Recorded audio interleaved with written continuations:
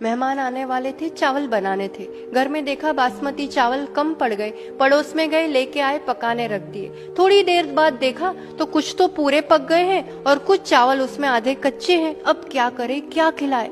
ऐसा हुआ तो हुआ क्यों, बता सकते हो?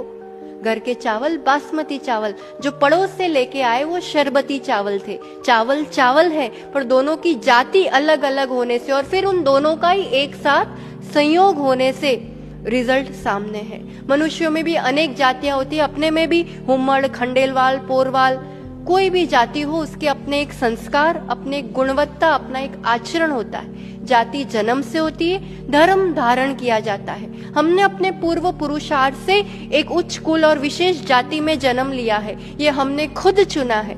अब हम अपनी जाति छोड़ करके फिर अन्य विजाति, दूसरी जाति के वर वधु से विवाह करें, फिर उससे संयोग से उत्पन्न होने वाली संतान कौन सी जाति की कहलाएगी, बताओ?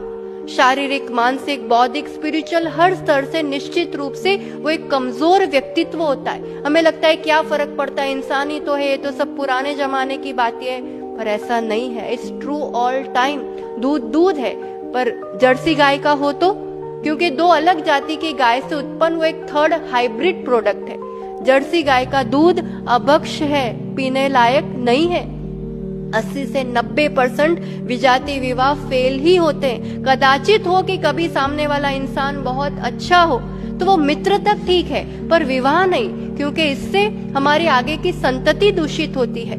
जो मोक्ष पद प्राप्त करने के जो 7 परम स्थान है, उसमें से सबसे पहली सीढ़ी सज्जातित्व, उसी से नीचे गिर गए तो फिर आगे कैसे बढ़ेंगे?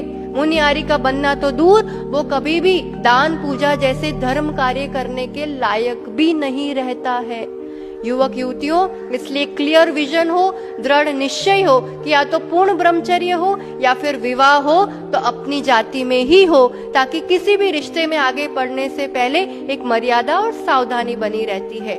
एक व्यक्ति के क्षणिक मोह के पीछे जन्मों जन्मों की अपनी कमाई को मत गवाओ।